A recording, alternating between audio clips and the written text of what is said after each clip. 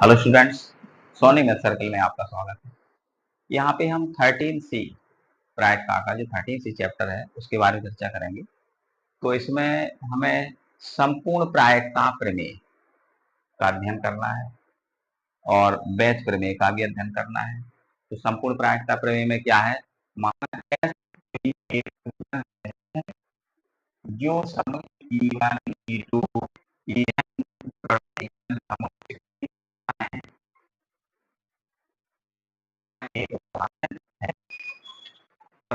ई आई intersection E जे, मतलब आई का मान 1 2 3 4, जे का मान भी 1 2 3 4 हो सकता है। मतलब यूं कहें कि घटना पहली या E1 और E2 में कोई इंटरसेक्शन में कोई अवयव नहीं है, और ये E1 union E2 union E3 dot dot dot En के सबके यूनियन कराने पर हमको प्रितर समझ एज मिल जाता है। तब ई कोई घटना, अगर ये कोई घटना है जो E1 E2 E3 या En में किसी एक के साथ घटित हो, तो PE बराबर PE1 गुणे PE upon E1 plus PE2 गुणे PE अपॉन E2। इसमें संपूर्ण प्रायिकता प्रमेय के लिए ये सूत्र रहेगा, और बैच प्रमेय के लिए यहाँ पे अगर E1 E2 E3 En घटनाएं हैं और प्रितर समष्टि S है, और यहाँ पे जो घटनाएं E1 E2 वगैरह कैसी हैं, अब परस्पर अपवर्ज्य घटनाएं बता ही चुके हैं। और दूसरी बात, ये S जो है E1 E2 E3 dot dot En का समुच्चय विभाजन है। ठीक है, एक तो यहाँ पे E1 यूनियन E2 और union E3 union E4 dot dot dot En, ये यूनियन सबके करने पर घटनाओं के हमें यहाँ पे प्रदर्शन समष्टि S मिल जाता है। और तो S E1 E2 E3 En का विभाजन है, अर्थात यदि E कोई घटना है तो यहाँ पे इसके लिए सूत्र बनेगा PE1 अपॉन E बराबर PE1 गुणे PE अपॉन E1। अब यहाँ पे जो ऊपर आएगा इसमें PE1 वही यहाँ ऊपर आएगा। ठीक, और बकाया सभी जितनी भी घटनाएं हैं E1 E2 E3 E4 तक डॉट डॉट डॉट में हमें यहाँ पे सब लिख सकते हैं। जैसे E1 के साथ PE अपॉन E1 आया, PE2 के साथ PE अपॉन E2 आएगा, PE3 होगा तो E अपॉन E3 आ जाएगा। अब इसमें सोचने वाली बात यह है कि संपूर्ण प्रायिकता प्रमेय और बैच थ्योरम में क्या अंतर है, ये बात उठेगी। तो संपूर्ण प्रायिकता प्रमेय में ये इसका प्रयोग हम जब करते हैं, जैसे मान के चलो एक एग्जाम्पल लेते हैं। हमने कहा कि कोई एक ठेकेदार ने ठेका लिया है कि मैं इस काम को इतने दिन में करा दूंगा। अब इसमें बात उठती है कि अगर हड़ताल होती है तो इतने दिन लग जाएंगे, हड़ताल नहीं होती तो इतने दिन लग जाएंगे, लेकिन हमें अपना काम पूरा कराना है। जब हमें काम पूरा कराना है, हमारा तो काम से मतलब है, तो हमें यहाँ पे संपूर्ण प्रायिकता प्रमेय का प्रयोग करेंगे कि हड़ताल हो रही है तो क्या स्थिति है, हड़ताल नहीं हो रही है तो कितना दिन समय लग रहा है, इससे हमें मतलब नहीं है। हमें हमारा काम चाहिए है। तो अगर हम कहें, ये सूत्र जो है कि कार्य को हमें समय से पूरा कराना है। अब हड़ताल होने की घटना E1 और हड़ताल ना होने की घटना E2। हड़ताल होती है तब काम को समय से पूरा होने की प्रायिकता क्या हुई, PE अपॉन E1। E1 क्या है, हड़ताल होने की प्रायिकता। ये घटना घटित हुई तब दूसरी घटना घटित हो गई, तो हड़ताल होने पर प्रायिकता A है और हड़ताल होने की प्रायिकता A है, तो इन दोनों को हम गुणा कर देंगे। दूसरी स्थिति में आ जाओ, हड़ताल नहीं होती है तो काम, तो हड़ताल होने की प्रायिकता A है। ठीक है, सॉरी, हड़ताल ना होने की प्रायिकता अगर ये है तो हड़ताल ना होने पर काम को समय से पूरा होने की प्रायिकता ए है, तो इन दोनों को गुणा कर लेंगे, इधर हम जोड़ लेंगे। इस तरह ये संपूर्ण प्रायिकता प्रमेय का प्रयोग हम कर लेंगे, और हम जब इसके सवाल लगाएंगे तब वो समझ में आ जाएगा। बैच प्रमेय का प्रयोग करते हैं कि जैसे मान के चलो हमने दो थैले रखे हैं, एक थैला इस साइड रखा, एक थैला इस साइड रखा, मैंने उसमें से एक थैला चुना, चुनने के बाद फिर उसमें से मैंने एक गेंद निकाली। मतलब एक थैले में काली सफेद गेंद है, दूसरे थैले में काली सफेद गेंद है, फिर मैंने उनमें से एक थैला चुना और मैं कहूं कि काली गेंद निकालनी है, और फिर उसमें ये कंडीशन लगा दूं कि ये पहले थैले से निकले या दूसरे थैले से निकले। तो जब हम इसमें कंडीशन फिट कर देंगे कि ये काम इसी से हुआ है, तब वहां पे हम बैच थ्योरम का प्रयोग करते हैं। या जैसे किसी मालिक के दो वाहन है, एक ट्रक है एक बस है, तो ट्रक के दुर्घटनाग्रस्त होने की प्रायिकता अलग है, बस के दुर्घटनाग्रस्त होने की प्रायिकता अलग है। ठीक है। अब बाद में मैं ये कहूं कि किसी एक वाहन को चुना जाता है और वो दुर्घटनाग्रस्त हो जाता है, फिर बाद में कहूं कि ये वाहन ट्रक ही है, तो जब एक को हम इंगित कर देंगे वहां पे हम बैच थ्योरम का प्रयोग करेंगे। अभी और हम सवाल देखेंगे तो ये क्लियर हो जाएगा। अभी हम एक सवाल लगाते हैं तो देखते हैं उसको।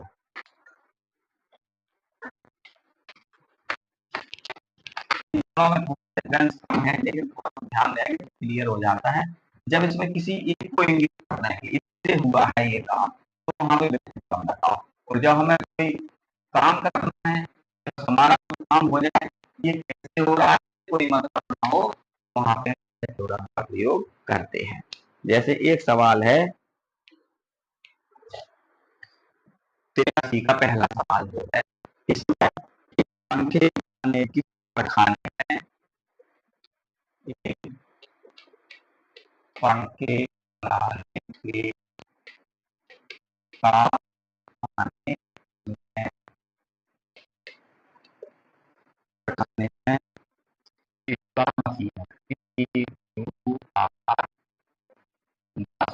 है तथा इनसे उत्पादन के अनुसार उत्पादन के अनुसार 20%, 30% और 40% दिए गए है। 6-5 का मार्क पड़ा है मशीनों के उत्पादन का के अनुसार 6-5 6%, 5%, 4% खराब है। कुल उत्पादन से पंखा निकाला जाता है वह खराब पाया जाता है, क्यों मशीन द्वारा बनाया गया है। पंखों के उत्पादन में से एक पंखा या दृश्या चुना जाता है जो खराब है,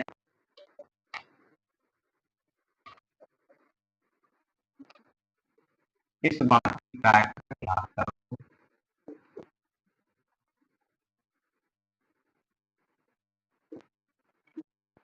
की मशीन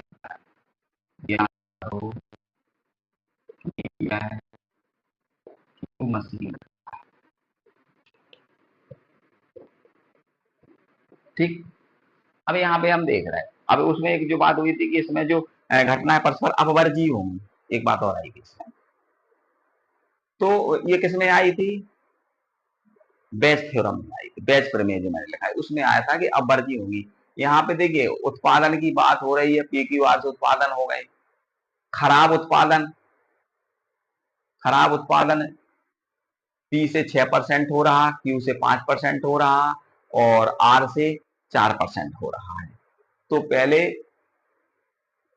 इस बात की प्रायिकता ज्ञात करो कि यह क्यू मशीन का है, मतलब एक निश्चित को इंगित कर दिया गया। जब किसी एक निश्चित को इंगित जहां पे कर दिया जाएगा वहां बेस थ्योरम का प्रयोग होगा, और यहाँ पे आपको बेस थ्योरम का प्रयोग करना है, क्योंकि इसमें एक चीज को इंगित कर दिया गया। अगर हम कह देते उत्पाद खराब है, केवल इतना कह देते, तो हम चले जाते संपूर्ण प्रायिकता प्रयोग में, लेकिन इंगित कर दिया किसी एक को, तो वहां पे हम बेस थ्योरम में चले गए। और यहाँ पे हम इसको लगाएंगे ऐसी माना, उत्पादन की मशीन का होने की घटना, क्यू मशीन का होने की घटना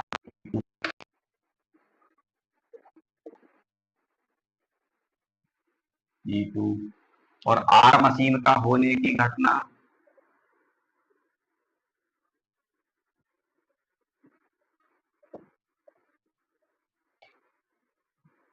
क्या E3 है। ये तो हो गया उत्पादन के क्यू आर के। मेन हमारा काम क्या है, इस बात की प्रायिकता ज्ञात करो खराब है, लेकिन वो किसका है, क्यू का। तो हम ये एक चीज और माने ले रहे हैं कि उत्पाद खराब होने की घटना ई है। उत्पाद खराब होने की घटना ई। चल, तो पहले पी मशीन कितने परसेंट बना रही है, पी मशीन का उत्पादन कितना है, 30%। मशीन का कितना है, घटना क्या है, कितना है, 30%। अब अगर आपकी मशीन पी से उत्पादन कितना 6%, तो मशीन E1 खराब उत्पाद कितना है, 6/, मशीन दूसरी का क्यू का E2 मतलब E/E2 कितना 5%, और इसका तीसरी मशीन जो है E/E3 उसका कितना है 4%, 4/100। लेकिन जैसे इन्होंने इंगित किया है क्यू मशीन का है, इन्होंने कहा ना यह क्यू मशीन का है उत्पाद। अगर क्यू मशीन का उत्पाद किया है की बात की है तो E2 ले लो, पी मशीन का उत्पाद कह देते हम E1 की बात करते, और अगर आर मशीन का कह देते तो हम E3 की बात करते। तो यहाँ पे आता है पहले स्टार्टिंग में जो सूत्र था ना, पी किसकी क्यू की बात हो, क्यू के लिए घटना E2 है, तो E2/E बराबर पी E1 गुणे E/E1 वटे, लेकिन हम टू की बात कर रहे थे, यहाँ टू आएगा ऊपर। सूत्र देख लेना ये लिखा मैंने, पी E1 Pe/E1, यहाँ पे सारी घटनाएं लिख लो, 3 है तो 3 बार, 4 है तो 4 बार लिख लो, Pe2 Pe/E2 Pe3 गुणे Pe/E2, बस मान भर दो कि Pe2 कितना है तुम्हारा 30/100 गुणे E/E2 कितना है 5/100 बटे में Pe1 30/100, एक मिनट, Pe2 है तुम्हारा 30/100, और Pe/E2 कितना है तुम्हारा 5/100। फिर E1 कितना है, Pe1 है 20/100 गुणे Pe/E1, Pe/E1 कितना है 6/100। तीनों के लिख दो यहाँ पे, पी यहाँ तीनों आएंगे, लेकिन यहाँ ऊपर वही आएगा जिसको इंगित किया जाएगा, जिसको इंगित करेंगे उसको हम ऊपर लेंगे, यहाँ पे लेंगे। तो यहाँ पे हो गया Pe2 30/100 गुणे 5 E/E2 5/100।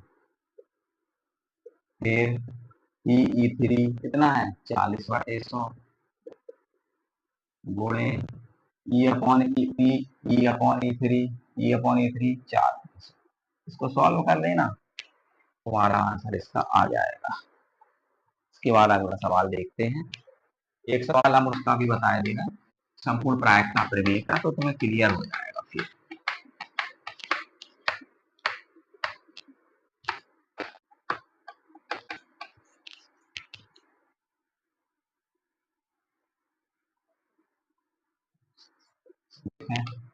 एक उसका संपूर्ण प्रायिकता प्रमेय का सवाल।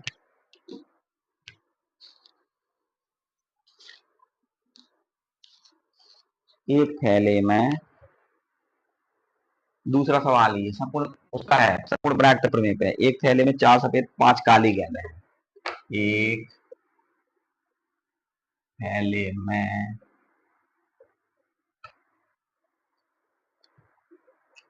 4 सफेद 5 काली गेंदें, 4 सफेद 5 काली गेंदें हैं। दूसरे थैले में 2 सफेद 3 काले गेंदें हैं। दूसरे थैले में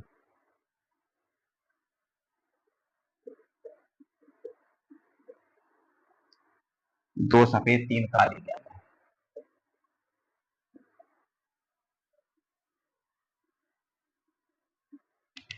गेंदें हैं।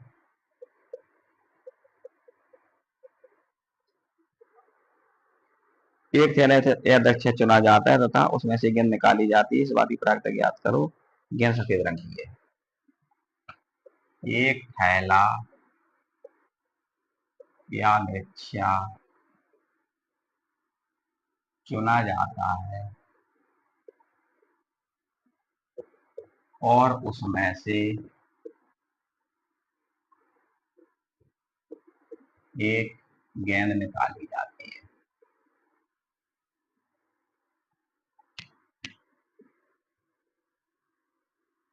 इस बात की प्रायिकता ज्ञात करो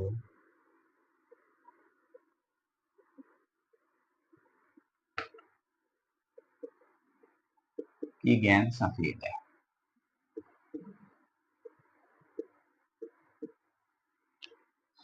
अब यहाँ पे थैले हैं तुम्हारे 2, ठीक, थैले हैं तुम्हारे 2। अब 2 थैलों में, एक में है क्या है 4 सफेद 5 काली गेंद है। दूसरे थैले में क्या है 2 सफेद 3 काली गेंद है। हमें यहाँ पे उनमें से एक थैला चुना, उस थैले में से हमने गेंद निकाली। इस बात की प्रायिकता ज्ञात करो कि वो सफेद रंग की है। हमें सफेद रंग की गेंद चाहिए, लेकिन हमें ये नहीं इसमें क्लियर किया गया है, कंफर्म किया गया ये पहले थैले से या दूसरे थैले से। अगर हम यहाँ पे कह देते निकाली गेंद पहले थैले से, तो हम सीधे बेच थ्योरम में, बेच प्रमेय में चले जाते। यहाँ पे हमें केवल सफेद गेंद चाहिए है। अब कैसे निकल रही है वो तुम जानो। तो यहाँ पे आप संपूर्ण प्रायिकता प्रमेय का प्रयोग करेंगे। तो सबसे पहले हम क्या लिखेंगे यहाँ पे, माना जैसे हम 2 थैले रखे, तो पहले 2 थैलों में से एक थैला तो चुनेंगे हम कि पहले थैले से निकालें कि दूसरे थैले से। दोनों से 2 थैलों में से एक थैला चुनना बराबर बराबर होगा ढंग। क्यों, थैले हैं 2, सैंपल इसके अब कितने हो गए 2, और चुन रहे कितना 1। तो 2 थैलों में से एक थैला चुनने की जो प्रायिकता होगी वो 1/2 होगी। 2 थैलों में से एक, पक्ष में 1 है और कुल कितने हैं 2। तो यहाँ पे जैसे हेड और टेल का था ना, हेड और टेल 2 हो गए और हेड आए, तो हेड है पक्ष में 1 और कुल सैंपल से अवयव कितने हैं 2, तो प्रायिकता हो जाती है 1/2। तो यहाँ पे माना पहला थैला चुनने की घटना E1 तथा दूसरा थैला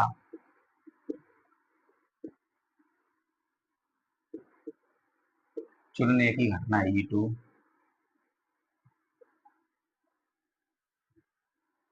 और क्या करना है, प्रायिकता कौन से निकालना है, सफेद गेंद, और सफेद गेंद आने की घटना E, और सफेद गेंद आने की घटना की है।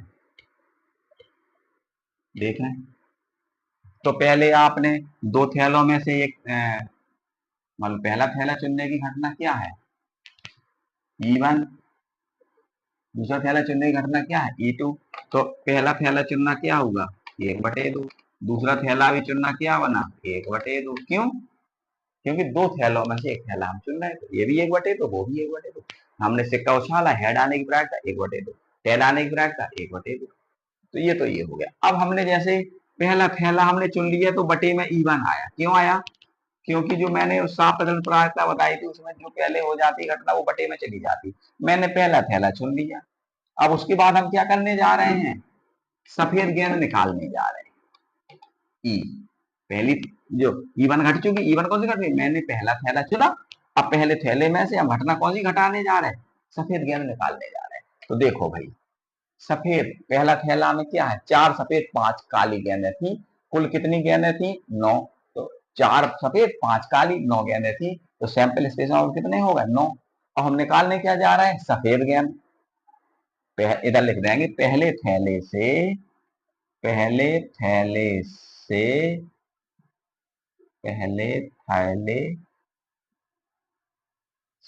सफेद गेंद निकालने की प्रायिकता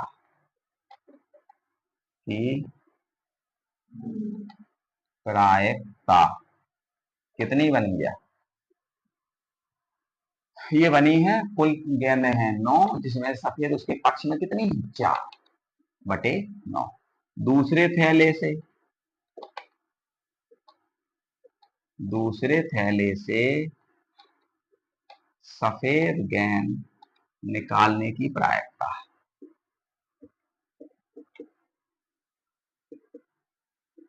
मतलब P/E2। मतलब मैंने पहला थैला, जो बटे में तो घटना घट चुकी, पहला थैला सॉरी दूसरा थैला चुन लिया। अब उसमें से हम ये क्या, सफेद गेंद निकालने की घटना, तो उसमें से हम सफेद गेंद निकाल रहे हैं। दूसरे थैले में क्या पोजीशन है, 2 सफेद है 3 काली है, तो 2 और 3 मिलके बने 5। सैंपल स्पेस अवयव हो गए 5, और निकाल कितने रहे हम, 2 में से 1। मतलब 2 पक्ष में है तो 2 आएगा ऊपर, बस। अब क्या रहा, हमारा तो उद्देश्य क्या है, सफेद गेंद चाहिए। कोई मतलब नहीं है कि पहले से निकली कि दूसरे से निकली। तो हमारा काम जब हो जाए, जब किसी एक को इंगित ना करें, संपूर्ण प्रायिकता प्रमेय का प्रयोग करते हैं, जिसका सूत्र है PE बराबर PE1 PE/E1 PE2 PE/E2। मतलब पहली घटना घट गई, पहला थैला मैंने चुन लिया 1/2 प्रकार से, और पहला थैला चुनने के बाद उसमें सफेद निकालना है 4/9 से। फिर दूसरा थैला चुना, घटना 1/2 हुई, और उससे मैं सफेद गेंद निकाल रहा हूँ कितने प्रकार से, 2/5। इसको सॉल्व कर लेना और ये आ जाएगा। आज के लिए हम इतना ही रखते हैं, और कल इसके आगे सवाल मैं बताऊंगा, इसके एग्जाम्पल आप देख लेना, समझ में आ जाएंगे। बस इसी सिद्धांत पे चलना, हमारा काम हो जाए। संपूर्ण प्रायिकता प्रमेय किसी एक की ओर इंगित कर रहे, पहले थैले से दूसरे थैले से, पहले कंपनी से पहली कारखाने से दूसरे कारखाने से, कार मोटर और ट्रेन कह, कार मोटर और ट्रक कह दी, या फिर कार से ही ये घटना घटित हुई है। तो जब एक को इंगित कर दें वहां पे आप बैच थ्योरम का प्रयोग कर दें। तो यहाँ पे आप एग्जाम्पल इसके लगा डालना, बकाया सवाल मैं कल कराऊंगा। और अगर आपको मेरी वीडियो पसंद आ रही हो तो आप उसको लाइक करें और चैनल को सब्सक्राइब जरूर करें। धन्यवाद।